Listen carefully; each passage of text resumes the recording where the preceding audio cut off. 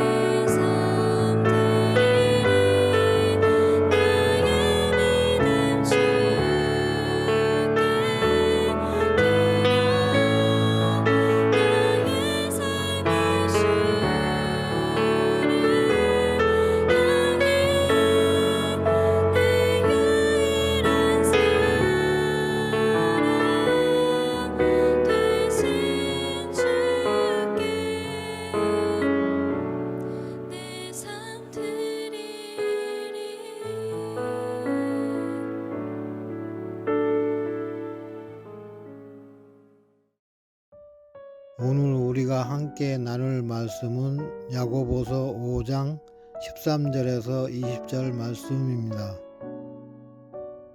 너희 중에 고난당하는 자가 있느냐? 그는 기도할 것이요. 즐거워하는 자가 있느냐? 그는 찬송할지니라. 너희 중에 병든 자가 있느냐? 그는 교회의 장로들을 청할 것이요. 그들은 주의 이름으로 기름을 바르며 그를 위하여 기도할지니라. 믿음의 기도는 병든 자를 구원하리니 주께서 그를 일으키시리라. 혹시 죄를 범하였을지라도 사하심을 받으리라. 그러므로 너희 죄를 서로 고백하며 병이 낫기를 위하여 서로 기도하라. 의인의 간구는 역사하는 힘이 큼이니라. 엘리야는 우리와 성정이 같은 사람이로되 그가 비가 오지 않기를 간절히 기도한즉 3년 6개월 동안 땅에 비가 오지 아니하고 다시 기도하니 하늘이 비를 주고 땅이 열매를 맺었느니라. 내 형제들아, 너희 중에 미혹되어 진리를 떠난 자를 누가 돌아서게 하면 너희가 알 것은 죄인을 미혹된 길에서 돌아서게 하는 자가 그의 영혼을 사망에서 구원할 것이며 허다한 죄를 덮을 것임이라.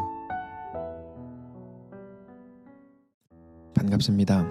오늘 야고보서 5장 13절부터 20절까지를 중심으로 서로라는 주제의 말씀을 함께 나누겠습니다. 야고보는 성도들에게 의심하지 말고 기도하라는 말로 편지를 시작했었습니다. 야고보서 1장 5절인데요. 너희 중에 누구든지 지혜가 부족하거든 모든 사람에게 후히 주시고 꾸짖지 아니하시는 하나님께 구하라. 그리하면 주시리라. 오직 믿음으로 구하고 조금도 의심하지 말라.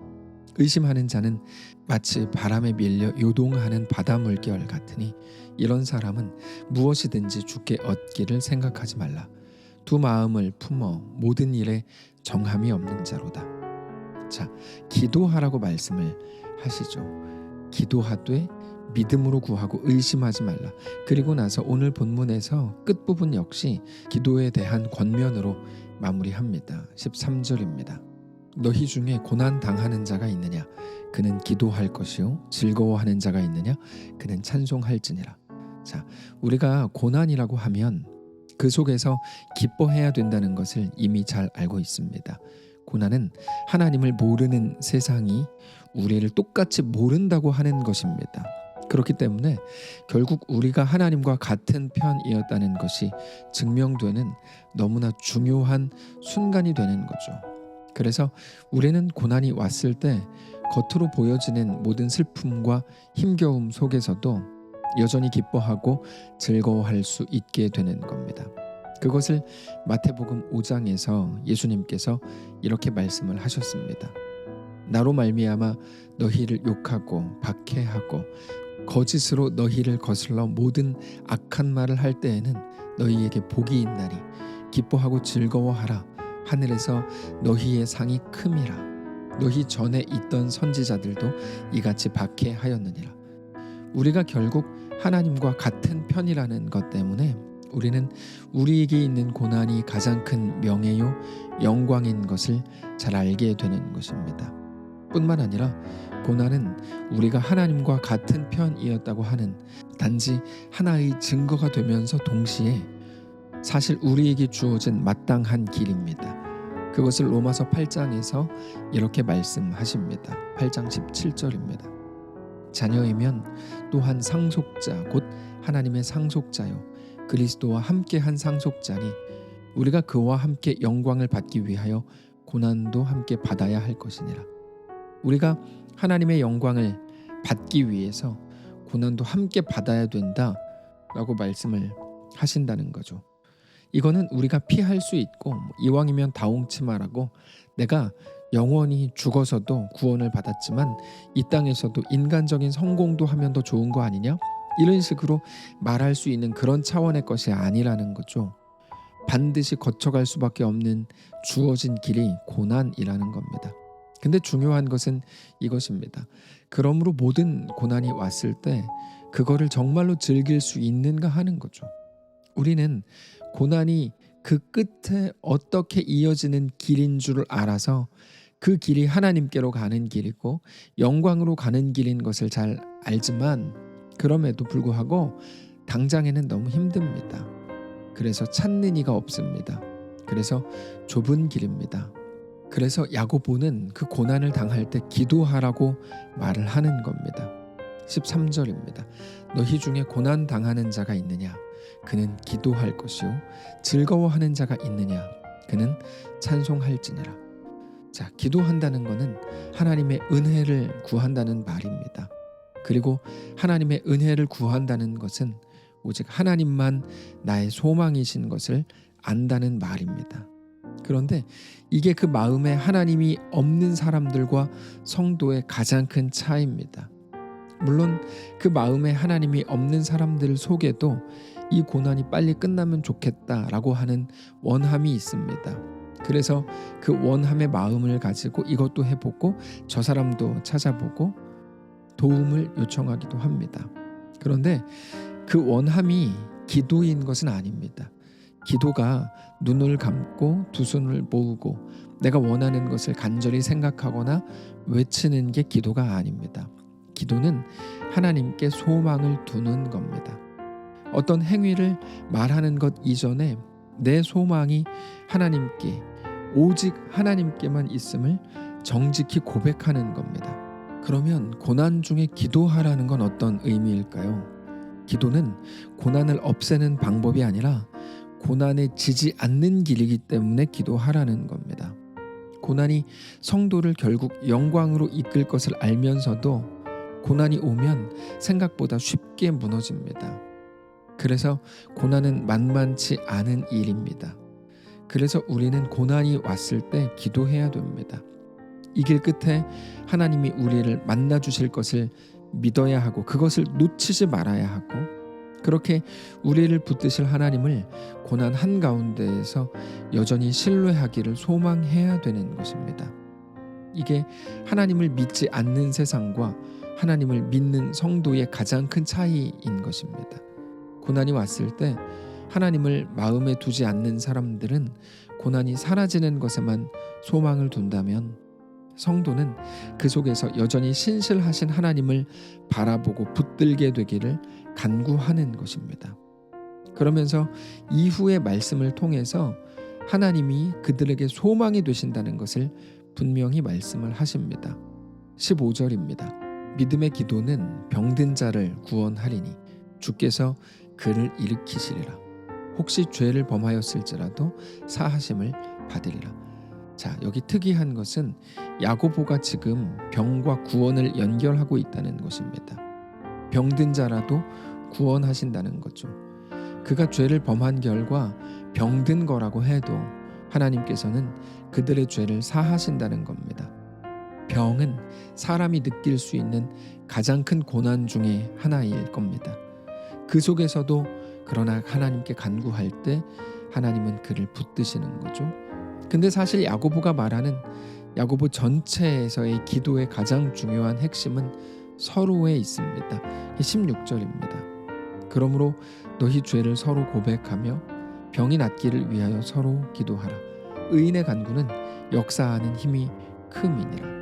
여기에서의 중요한 핵심이 서로인데요. 죄를 서로 고백하고 병이 낫기를 함께 기도하고 상대를 위해서 서로 기도하라는 거죠. 엘리야가 기도한 내용도 그래서 다시 보시면 그 시대의 백성들을 위한 기도였습니다. 17절입니다. 엘리야는 우리와 성정이 같은 사람이로되 그가 비가 오지 않기를 간절히 기도한즉 3년 6개월 동안 땅에 비가 오지 아니하고 다시 기도하니 하늘이 비를 주고 땅이 열매를 맺었느니라. 그래서 그것이 결국 19절로 갑니다. 내 형제들아 너희 중에 미혹되어 진리를 떠난 자를 누가 돌아서게 하면 너희가 알 것은 죄인을 미혹된 길에서 돌아서게 하는 자가 그의 영혼을 사망에서 구원할 것이며 허다한 죄를 덮을 것임이라. 하나님께서 야고보서를 통해서 오늘 우리에게 무엇을 말씀하시는지 우리가 잘 들어야 합니다. 하나님께서는 야고보서를 통해서 우리에게 믿음을 요구하십니다. 그 믿음은 우리가 잘 아는 것처럼 보이는 것이 전부라고 착각하지 않는 것입니다. 보이는 현실을 압도하실 하나님의 약속을 신뢰하는 것입니다. 그 믿음으로 우리에게 주어진 모든 길을 넉넉히 걸으라는 겁니다. 근데 그 넉넉함을 가지기 위해서 기도해야 되는 거죠. 그리고 혼자가 아닌 함께 그 길을 걷는 겁니다. 사랑하는 성도 여러분, 오늘 우리에게도 하루의 길이 또 주어졌습니다. 이 길 위에서 오직 하나님을 믿음으로 바라보시기를 바랍니다. 우리가 그렇게 어느 공간, 어느 자리, 어느 형편에 있든지 함께 있는 그들과 함께 하나님을 신뢰하며 주님을 깊이 사랑하는 귀한 날 되시기를 바랍니다. 기도하겠습니다. 살아계신 하나님, 우리와 함께 하시니 감사합니다. 하나님, 우리가 이 땅을 살아가는 동안에 무시무시한 일들 왜 없겠습니까? 그 모든 일들에 우리가 눌리고 우리에게 있는 소망을 빼앗길 때가 너무나 많습니다. 우리를 불쌍히 여기시고 우리와 함께 하셔서 어떤 상황 속에서도 영원하신 우리 하나님을 믿음으로 바라보게 하시고 그렇게 우리 주님과 우리에게 허락된 이 길을 넉넉히 걷게 하옵소서. 매일같이 고민하고 염려하고 또 두려움 속에 있는 많은 성도들 찾아가셔서 위로하시고 붙드시고 하나님의 놀라운 은혜가 그들의 삶에 넘쳐나게 하옵소서. 여전히 우리의 주인 되신 살아계신 예수님의 이름으로 기도합니다. 아멘. 사랑하는 성도 여러분, 하나님께서 오늘 하루를 우리에게 또 허락하셨습니다. 믿음으로 주께 나아가시기를 바라고 우리 주님과 함께 어떤 길이든 넉넉하고 담대하게 승리하며 살게 되시기를 축복합니다.